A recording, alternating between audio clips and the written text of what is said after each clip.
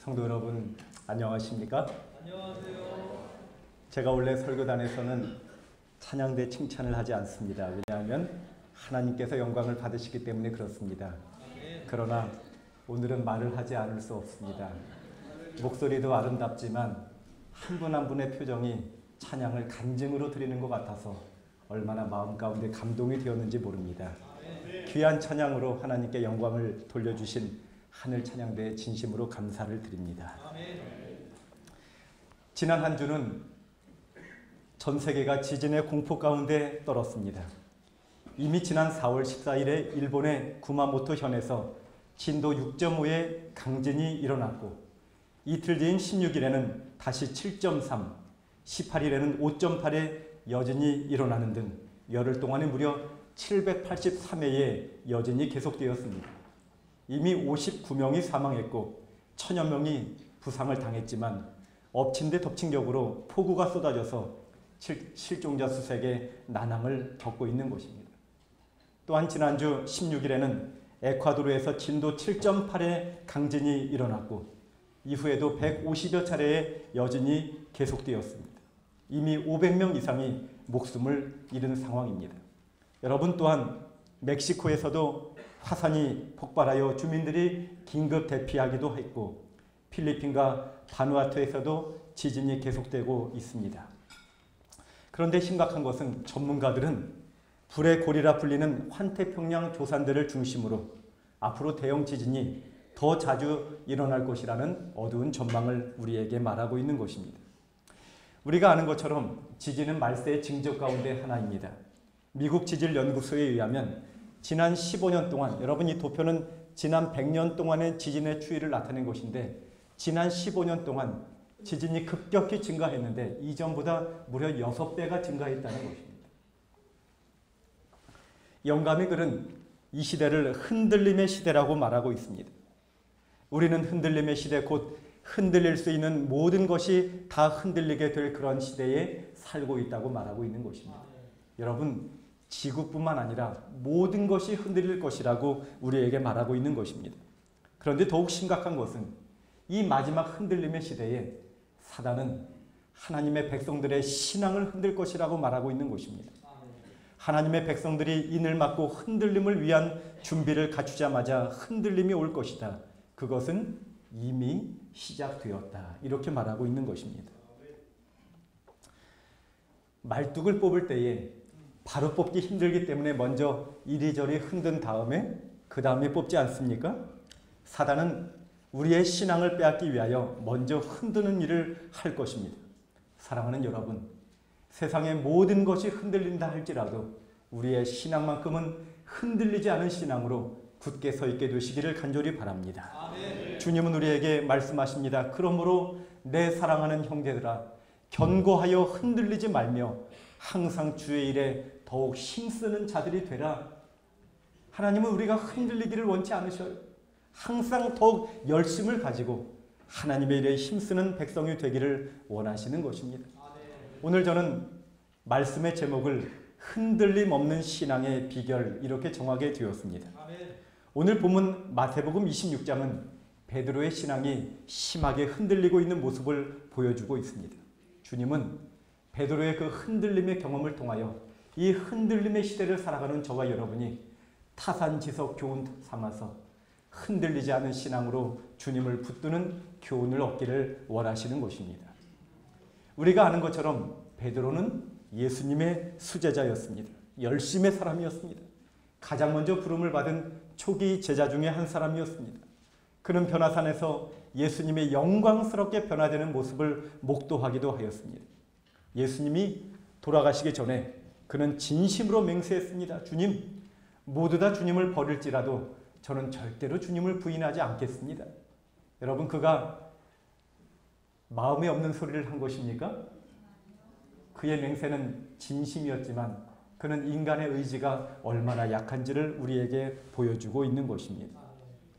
주님은 그에게 닭 울기 전에 내가 나를 3번 부인할 것이라고 말씀하십니다. 그런데 여러분, 오늘 본문에 보니까 베드로가 예수님을 부인하는데 점점 담대해지는 모습을 보게 됩니다. 70절에 베드로가 모든 사람 앞에서 부인하여 가로되 나는 내가 말하는 것이 무엇인지 알지 못하겠노라. 72절에 베드로가 맹세하고 부인하여 가로되 내가 그 사람을 알지 못하노라. 74절에 저가 저주하며 맹세하여 가로되 내가 그 사람을 알지 못하노라. 여러분, 어떻게 예수님을 3년 반이나 쫓은 수제자가 예수님을 이렇게 어려운 순간에 헌신짝처럼 버리면서 부인할 수가 있단 말입니까? 저는 참 죄송합니다만 누가 신앙이 좋다는 말을 저는 잘 믿지 않습니다. 사람은 다 연약하여 거기서 거깁니다. 10년, 20년, 30년을 믿었다 할지라도 한순간만 우리의 시야에서 예수님을 놓치면 쓰러지는 것은 금방인 것입니다. 여러분, 우리가 예수님을 붙들고 있는 순간만 안전하다는 사실을 기억하시고 나의 경력, 나의 신앙 모든 것 내려놓으시고 주님만 의지하며 살게 되시기를 간절히 바라는 것입니다. 여러분, 베드로의 실패를 교훈 삼아 저는 이 흔들림의 시대를 살아가는 우리 모든 태는 가족들에게 흔들리지 않는 신앙의 비결 3가지를 말씀드리고자 합니다. 첫 번째로 흔들림 없는 신앙의 비결은 자신을 당당하게 밝히라는 것입니다. 자신을 어떻게 밝히라고요? 당당하게 밝히라는 것입니다. 마태복음 26장 58절에 베드로가 멀찍이 예수를 따라 대제사장의 집 뜰까지 가서 이렇게 말하고 있어요. 여러분, 베드로의 흔들림의 시작, 그의 실패의 시작은 예수님을 멀찍이 쫓았다고 하는 것입니다. 시대의 소망은 이 과정을 이렇게 말하고 있습니다. 제자 요한은 재판정에 들어갈 때에 그가 예수님을 따르는 자라는 사실을 감추려고 하지 않았다. 그는 주님을 욕하고 있는 사나운 무리들과 섞이지 않았다. 그는 거짓된 성격을 가장하여 자신을 의심받게 하지 않았으므로 그는 질문도 받지 않았다. 그러나 베드로는 그의 진정한 신분을 나타내려고 하지 않았다. 무관심한 태도를 가장함으로 그는 자신을 원수의 편에 두었으며 쉽게 원수의 무엇이 되었다고요? 밥이 되었다. 여러분, 멀찍이 예수님을 아닌 것처럼 쫓는 그러한 모습이 원수의 편에 둔 것이고 그는 원수가 맘대로 삼켜 먹을 수 있는 밥이 된 것이다. 이렇게 증언의 말씀은 우리에게 말하고 있는 것입니다. 사랑하는 여러분, 우리의 진정한 승리하는 신앙은 자신을 당당히 밝히는 데서부터 시작된다는 사실을 기억하게 되시길 바랍니다. 어느 교회 다니는가라고 물어보면 여러분, 제7일 안식일 예수 재림교회 다닌다고 당당하게 말씀하게 되시길 바랍니다. 그렇게 말하는 것이 부끄러우십니까? 마태복음 10장 32절에 누구든지 사람 앞에서 나를 시인하면 나도 하늘에 계신 내 아버지 앞에서 저를 시인할 것이요. 내가 주님 믿는다는 거 부끄러워하면 하나님도 우리를 부끄러워할 것이라고 하셨습니다. 여러분이 혹 하나님을 믿지 않은 사람과 함께 식사를 할 자리가 있으면 그저 마파람에 개눈 감추듯이 그렇게 잠깐 기도하지 마시고 그럴수록 더 손을 모으시고 간절히 여러분, 그래서 그 사람이 내가 하나님을 믿는 사람이란 것을 분명히 드러내야 하는 것입니다. 동성연애하는 사람들이 숨어서 동성연애하다가 당당하게 밝히는 것을 커밍아웃 한다고 말합니다. 내가 그렇게 하는 거 부끄럽지 않다고 당당히 밝히는데 여러분, 하물며 살아계신 하나님을 믿는 백성, 진리 따라 재림신앙하는 백성이 우리 신앙을 부끄러워해서야 되겠습니까? 유대인들은 그들의 정체성을 당당히 밝힙니다. 여러분, 미국의 유대인들은 830만, 그들의 인구에 비해서 소수입니다. 미국인들은 흔히 말하기를 믿음의 요소는 그리스도인을 따르지만 삶의 요소는 유대인을 따르라, 이렇게 말을 한다고 합니다. 학원을 미국에서 운영하는 어느 한인 성도로부터 들은 이야기입니다. 그분이 학원을 운영할 때 거기에 오는 많은 아이들, 백인, 흑인, 유색인, 유대인 동일하게 이리저리 뛰고 그렇게 정신없이 떠들다가도 11살까지는 똑같이 하다가 12살이 되면 유대인 아이들이 달라진다는 거예요. 그들이 품위를 갖기 시작한다는 것입니다. 그들이 말하는 성인식을 치른 다음에 그들의 마음 가운데 나는 유대인이라는 자의식을 갖고 살아가기 시작한다는 것입니다. 나는 선택된 백성이다. 나는 남을 돕는 품이 있는 하나님의 자녀이다. 그들은 떳떳이 자신을 유대인이라고 밝히고 때로는 멸시와 조롱을 당하기도 하지만 철저히 감수하면서 이겨나간다는 것입니다. 그들은 그렇게 살면서 남을 돕는 일에 눈에 띄게 현저하게 다른 사람의 모본이 되는 것입니다. 여러분, 유대인들은요, 가정부를 채용해도 그 자녀들의 학비까지 대줍니다. 사람들이 깜짝 놀라는 것입니다. 얼마 전에 IT의 지진이 났을 때 미국에 있는 교회들이 모금을 해서 교회별로 몇천 불씩 도왔는데 그저 평범해 보이는 한 유대인이 1만 불, 10만 불을 돕더래. 우리 돈으로 1억이 넘는 돈을. 남을 돕는 일에 아낌없이 모본이 되면서 그들이 처음에는 손가락질을 받았지만 미국 사회에서 존경받는 사람들이 된 것입니다.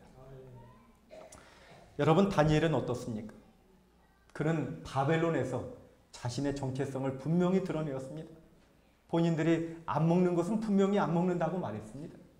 기도할 수 없는 왕궁보다 기도할 수 있는 사자굴을 기꺼이 택하면서 자신의 신앙을 분명히 드러내는 그러한 이스라엘 백성의 정체성을 보여주었습니다. 여러분, 최근에 다니엘서를요, 분류함에 있어서 우리는 예언서로 분류를 합니다. 유대인들은 다니엘서의 문학적 문체가 너무나 뛰어나서 문학서로 분류합니다. 그러나 최근에 학자들은 다니엘서를 구약의 선교서로 분류하기 시작했습니다. 다니엘이라는 한 사람을 통하여 하나님이 바벨론이라는 나라에 어떻게 효과적으로 복음을 전하는지 그의 삶이 선교의 모본이 되는 선교서가 된다는 것입니다. 그런데 그는 당당하게 자신을 밝히고 나는 하나님의 백성이라고 그렇게 말을 하고 그렇게 신앙을 할 때 하나님은 다니엘을 10배나 뛰어나게 하시고 정말 승승장구하게 하신 것입니다. 당당하게 밝히는 사람을 통하여 하나님은 영광을 받으시는 것입니다. 여러분, 이영표 선수가 골을 넣고 항상 기도했습니다. 나는 하나님 믿는 사람이라는 것을 그가 영광을 받는 자리에서 항상 드러내었던 것입니다. 지금 후배들이 가장 존경하는 선배 선수 첫 번째가 이영표 선수라는 것입니다. 하나님은 그를 존경받는 사람으로 그렇게 만드신 것입니다. 시대소망 710페이지, 오늘날 고통과 비난이 무서워서 자기의 신앙을 숨기는 그리스도의 제자는 재판정에서 베드로가 행한 것처럼 실제로 자기의 주님을 부인하는 자들이다. 저는 때때로 청년들에게 당당하라고 그렇게 이야기를 할 때가 많습니다. 한 번은 여청년들이 저를 찾아와서 아주 화가 나서 말을 합니다. 목사님, 믿는 청년들 다 똑같습니다. 아니, 왜 그러니? 믿음 있다고 말하지만 남자들 다 똑같아요. 예쁜 애들만 좋아해요. 그런데 제가 가만히 보면 여자도 똑같아요. 제가 꽤 괜찮은 남자 소개해 줬는데 싫다는 거예요. 왜 그러냐고 했더니 키가 작아서 그렇다는 거죠. 미국에서 키 큰 사람과 키 작은 사람의 차이를 185cm로 그렇게 기준한다고 합니다. 그런데 키 큰 사람들이 연봉이 조금 더 많다는 거예요. 여러분, 그러면 키 작은 사람은 루저입니까? 하나님은 우리에게 두 가지를 주셨어요. 강점을 주시고 약점을 주셨는데 강점을 통하여 하나님께 영광을 돌리도록 주셨고 약점은 겸손하도록 주신 것입니다. 여러분, 저는 한 번도 제가 키 작다고 생각해 본 적이 없습니다. 제 마음에 소신이 있다면 키 큰 사람 치고 뭐하지 않은 사람 없어요? 싱겁지 않은 사람 없고 키 작은 사람 치고 야무지지 않은 사람 없는 것입니다. 여러분, 나에게 무엇인가 약점이라고 생각되는 것을 하나님 앞에 감사하며 당당해야 할 것입니다. 하나님은 그것을 나로 하여금 겸손의 장치로 주셨다는 것을 생각할 때 사도 바울은 내가 부득불 자랑할 것이 있다면 나의 약함을 자랑할 것이라고 그렇게 말하지 않았습니다. 여러분, 당당하시기 바랍니다. 우리 교회가 작다고 부끄러워하지 마시고 당당하시기 바랍니다. 당당하게 자신을 밝히고 그렇게 밝히면 나는 하나님을 대표하는 사람이 되었으니 그 다음엔 하나님께 맡기는 것입니다. 그런 사람을 통하여 하나님은 위대한 일을 이루어 주실 줄로 믿습니다. 우리의 약점을 들어쓰시는 하나님을 믿으시고 어느 곳에 가든지 자신의 정체성과 신원을 당당히 밝히는 확고한 성도가 되어주시기를 간절히 바랍니다. 여러분, 두 번째로 흔들림 없는 신앙의 비결은 순교자의 각오로 신앙하라는 것입니다. 아멘. 무슨 각오로 신앙하라고요? 순교자의 각오로 신앙하라는 것입니다. 신앙의 본질은 하나님을 사랑하는 것입니다. 그런데 마태복음 22장 37절에 예수님은 우리에게 명령하시기를 내 마음을 다하고 뭘 다하고요? 목숨을 다하고 뜻을 다하여 주 너의 하나님을 사랑하라. 아멘. 하나님과 우리와의 이 사랑의 관계 신앙은요, 하나님은 우리를 위하여 십자가에서 생명을 다해 사랑해 주셨고 우리도 주님을 섬길 때 생명을 다해 사랑하라는 것입니다. 아멘. 여러분, 춘향이 이야기를 볼 때마다 저는 재림 성도가 생각이 나요. 이도령이 사랑을 약속하고 과거 급제, 장원급제에서 올게 하고 후련히 떠나죠. 우리 예수님도 내가 너희를 다시 데리러 올게 하고 그렇게 이도령같이 떠나셨어요. 근데 그 사이에 변사또가 와서 자꾸 수청들라는 거예요. 여러분, 사단이 자꾸 와서 뭘 그렇게 주님 기다리냐는 거예요. 그저 세상 재미 적당히 보면서 그렇게 신앙하자는 것입니다. 춘향이가 만약에 거기에 넘어갔으면 그 이 아름다운 사랑 스토리는 망가졌을 것입니다. 그러나 춘향이는 나의 사랑은 그 목숨에 그렇게 흥정하는 값싼 사랑이 아니다 하면서 수청을 끝내 거부하고 죽임을 당하려고 하는 그 순간에 암행어사 출도요 하면서 이도령이 와서 구원해 주죠. 여러분, 어쩌면 예수님의 재림이 주의 사랑, 정말 주님을 생명처럼 사랑하는 백성을 데리러 오는 것이 주의 재림이 아니겠습니까? 잠시 후에 우리 주님이 암행어사 출도하고 오실 때에 정말 사단이 온갖 계략을 세워서 우리의 신앙을 빼앗으려고 하고 우리의 생명을 위협하면서 우리 신앙을 흔들려 할 때도 흔들림 없는 신앙의 절개로 주의 재림을 기다리다가 영광스럽게 들림받는 저와 여러분이 되시기를 간절히 바랍니다. 아멘. 여러분, 베드로가 멀찍이 조질 때에 시험을 받았지요. 69절에 한 비자가 와서 너도 갈릴리 사람 예수와 함께 있었도다. 베드로가 아니라고 말합니다. 그런데 71절에 또 비자가 저를 보고 이 사람은 나사렛 예수와 함께 있었도다. 베드로가 또 부인합니다. 73절에 조금 후에 곁에 섰던 사람들이 나와 베드로에게 이르되 너도 진실로 그 당이라. 내 말소리가 너를 표명한다. 여러분, 베드로가 예수님을 부인할 때 목소리가 떨렸지 않았겠습니까? 하나님을 신실하게 섬기는 것이 어렵다고 생각될 수 있지만 반대로 말하면 하나님을 적당히 섬기는 것도 쉬운 일이 아닌 것입니다. 베드로가 예수님을 부인할 때 마음이 얼마나 괴로웠겠습니까? 여러분, 우리가 때때로 교회 열심히 나오는 것도 쉬운 일은 아니지만 하나님의 백성이 상처받아서 교회를 안 나올 때 마음이 편하던가요? 저는 그런 얘기 많이 들었어요. 내가 교회 안 나오는데 목사님 방문도 안 오시고, 그 말은 그래도 목사님 방문 와주시기를 기대했다는 말인 것입니다. 사실 고난은요, 순종에도 있고 불순종에도 있는 것입니다. 예수님은 순종했기 때문에 안나스와 가야바 법정에서 신문을 당했지만 베드로는 불순종했기 때문에 비자들에게 신문을 당하고 있지 않습니까? 아멘. 사랑하는 여러분, 기왕에 당할 고난이라면 순종의 자리에서 당하게 되시기를 바랍니다. 아멘. 우리는 흔히 믿음의 단계를 설명할 때 세 단계가 있다고 말합니다. 첫 번째는 구도자의 단계입니다. 하나님을 찾아가는 단계입니다. 많은 성도들이 여기에 머물러 있습니다. 그저 적당히 주님을 믿으려 하는 것입니다. 여전히 한 발은 교회 안에 있지만 한 발은 세상에 담그고 안식일에 교회는 빠지지 않지만 적당히 신앙하는 것입니다. 우리는 그 단계를 넘어서야 하는 것입니다. 주님이 우리에게 원하시는 단계가 있다면 제자의 단계입니다. 하나님을 닮아가는 단계입니다. 직분을 맡고 충성하는 단계입니다. 매일의 삶 가운데 말씀과 기도를 통하여 주님을 대면하는 단계입니다. 사람들을 주님 앞에 인도하고 싶어하는 그런 단계인 것입니다. 근데 사람들이 여기까지 하고 만족하려는 경향이 있지만 사실은 한 단계 더 나아갔으면 좋겠다 싶은데 그것은 순교자의 단계인 것입니다. 여러분, 신앙은요, 목숨을 다해 하는 것입니다. 우리가 신앙을 제대로 하려면 사단이 우리를 그냥 두지 않는 것입니다. 초대교회 제자들은 다 순교했습니다. 여러분, 순교가 무엇입니까? 제가 순교라고 말하니까 부담을 가지시는 분들이 계세요.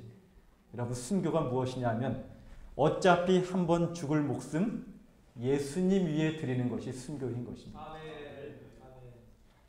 한 번은 어떤 사람이 자살하려고 한강철교 위에 올라갔어요. 마침 지나가는 목사님이 그를 발견했어요. 목사님이 경찰들에게 양해를 구하고 폴리스 라인을 넘어서 그 청년에게 접근합니다. 여보게, 자네 왜 죽으려 하나? 들어봤더니 애인이 변심해서 죽으려 한다는 거예요. 자네 정말 죽고 싶나? 그렇다는 거예요. 그러면 내가 죽는 방법을 알려줄게. 노숙자 봉사단체에서 하루에 1000명씩 밥을 해주면 힘들어서 죽을 거야. 노인 요양원 가서 열심히 치매 어르신 병수발하면 힘에 붙여 죽을 거야. 더 확실히 죽는 방법은 이슬람 국가나 북한에 가서 복음을 전하면 확실히 죽을 거야.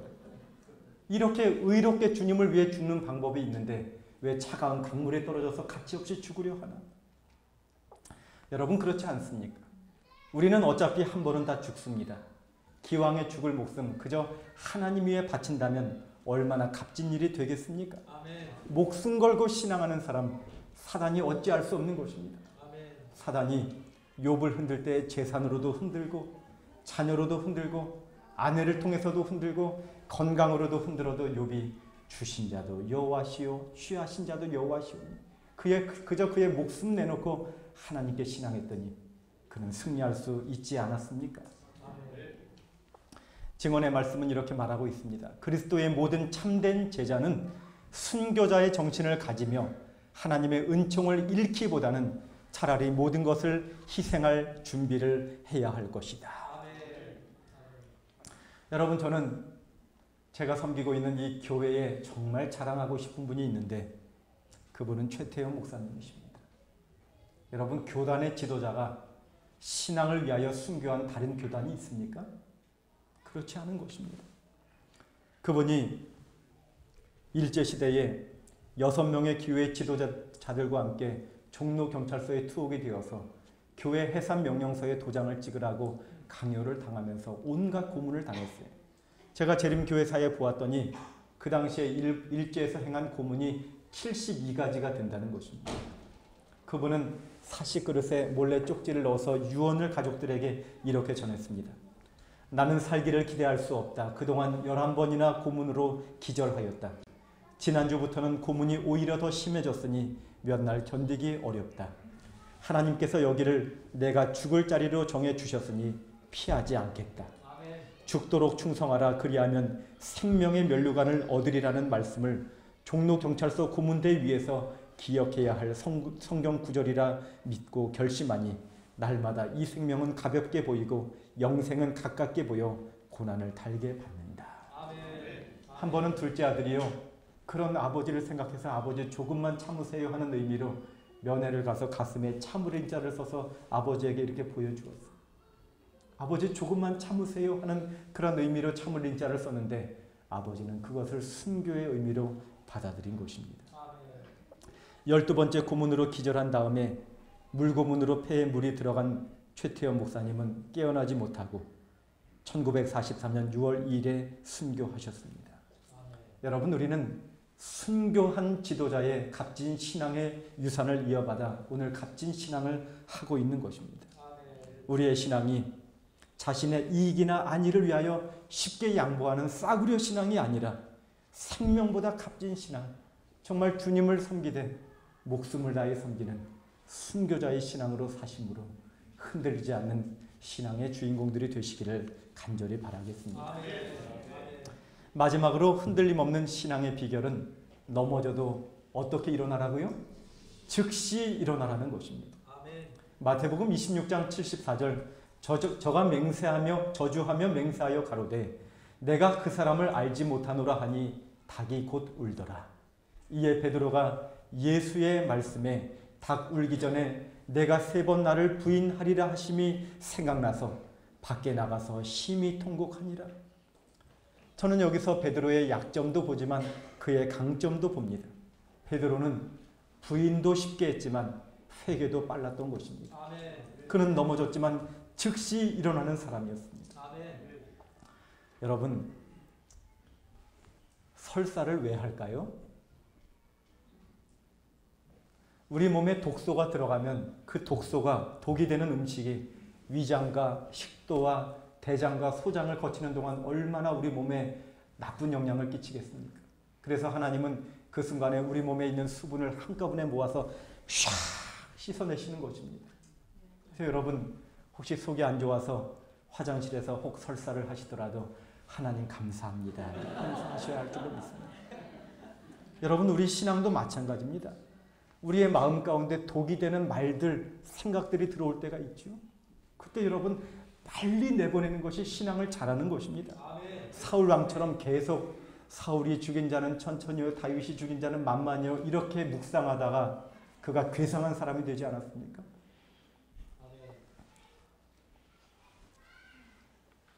하나님의 백성은 화해도 빨리 해야 합니다. 회개도 빨리 해야 합니다. 내가 손해 볼지라도 먼저 찾아가서 화해하고 사는 사람이 진짜 신앙인인 것입니다. 여러분 다윗이 왜 하나님께서 보실 때의 마음에 합한 사람이라고 하셨을까요? 나단 선지자가 와서 당신이 그 사람이라고 말할 때 그는 즉시 회개하였습니다. 그는 나쁜 죄를 정말 많이 지었지만 하나님 앞에 즉시 회개하는 사람이었기 때문에 하나님은 다윗을 정말 그분의 마음에 합한 사람으로 인정하지 않았겠습니까?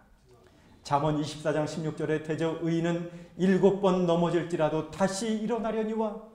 여러분 성경의 의인은 죄를 안 지은 사람이 아니라 넘어져도 염치 불구하고 주님의 십자가 붙들고 즉시 다시 일어나는 사람이 하나님 보실 때 의인이라는 것입니다. 하나님은 우리가 즉시 회개하기를 원하십니다. 그래서 때때로 우리의 옆구리를 찌르십니다. 회개해라. 그래야 산다. 베드로가 3번째 부인했을 때 꽃기요 하고 닭소리가 들렸겠죠. 여러분 그 음성은 회개케 하시는 성령의 음성이었던 것입니다. 여러분이 때때로 살면서 내가 이렇게 살면 안 되는데 그런 마음이 들 때가 있지 않습니까? 내가 이렇게 꽁하고 있으면 안 되는데 목사님의 말씀을 통하여 혹은 여러분이 읽던 성경을 통하여 증언의 말씀을 통하여 여러분 마음에 각성될 때 그것은 바로 여러분의 옆구리를 찌르시는 하나님의 음성으로 받아들이게 되시길 바랍니다. 그 순간 여러분 즉시 무릎을 꿇으시고 하나님 제가 잘못했습니다. 하나님 저의 연약함을 도와주시옵소서.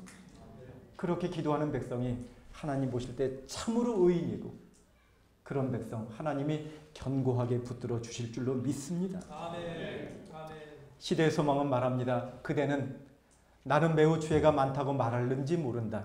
그대는 그럴 수 있을 것이다. 그러나 그대가 악하면 악할수록 더욱 그리스도가 필요하다. 그리스도는 울면서 참여하는 사람을 한 사람도 돌려보내지 않으신다. 예수께서는 당신이 나타내실 수 있는 모든 것을 어느 누구에게도 말씀하지 않으시며 오히려 떨고 있는 모든 영혼에게 용기를 가지라고 명하신다. 그에게 나와 용서와 회복을 구하는 모든 사람을 그는 즐거이 용서하실 것이다. 저는 또 한 분의 지도자를 기억합니다. 그분은 6인의 지도자로 최태원 목사님과 함께 감옥에 갇혔던 오영선 목사님이셨습니다.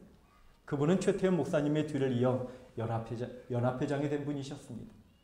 그분이 독방에 수감되어서 온갖 모진 고문을 받으셨습니다. 그 6명을 독방에 두고 개인별로 모진 고문과 회유를 하였습니다. 그 와중에 최태원 목사님은 순교를 하셨죠.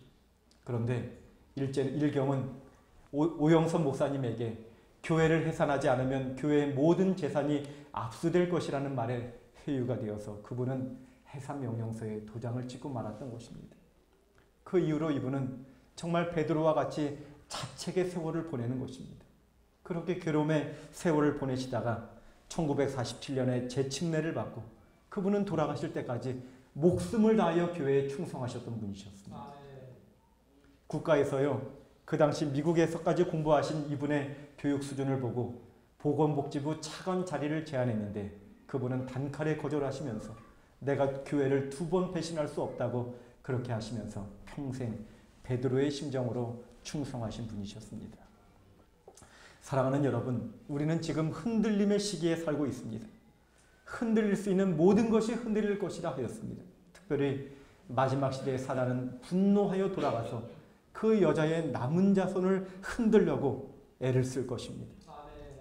베드로의 수제자인 예수님의 수제자인 베드로의 흔들림의 경험은 어쩌면 이 흔들림의 시대를 살아가는 저와 여러분이 당해야 할 경험을 미리 보여주는 것인지 모르겠습니다. 여러분, 저는 여러분의 신앙이 견고하여 흔들리지 않기를 간절히 바랍니다. 이 시간에 저는 흔들림 없는 신앙의 비결 3가지를 말씀드렸지요. 첫 번째는 무엇입니까? 당당히 자신을 밝히라는 것입니다. 흔들림은 숨는 데서부터 시작되는 것입니다. 사단은 아닌 척 하는 자, 숨는 자를 찾아서 심하게 흔들 것입니다. 자신의 위치를 분명한 위치에 두심으로 흔들리지 않은 성도가 되시기를 바랍니다. 두 번째는요, 순교자의 각오로 신앙하라는 것입니다. 사단은 궁극적으로 우리의 신앙을 흔들어서 우리의 신앙을 빼앗으려 할 것입니다.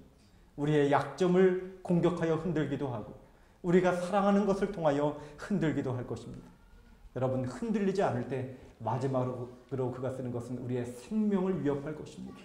그때 욥처럼 다니엘과 세 친구처럼 어차피 한 번 죽을 목숨, 하나님을 위하여 죽는다는 순교자의 심정으로 신앙하는, 그러므로 사단이 흔들 수 없는 그런 성도가 되어주시기를 바랍니다. 아멘. 마지막은 무엇입니까? 넘어져도 즉시 일어나라는 것입니다. 아멘. 연약한 우리들이 잠시 실패하여 넘어질지라도 하나님은 우리에게 회개케 하시고 회복시켜 주시는 하나님이십니다. 베드로에게 그랬던 것처럼 우리에게 신호를 주십니다. 그때 지체하지 마시고 즉시 회개하고 일어서게 되시기를 바랍니다. 아멘. 흔들림 없는 신앙으로 우리 주님을 섬기다가 주님의 재림을 맞이하시는 저와 여러분이 되시기를 간절히 바라면서 말씀을 마치도록 하겠습니다. 아멘.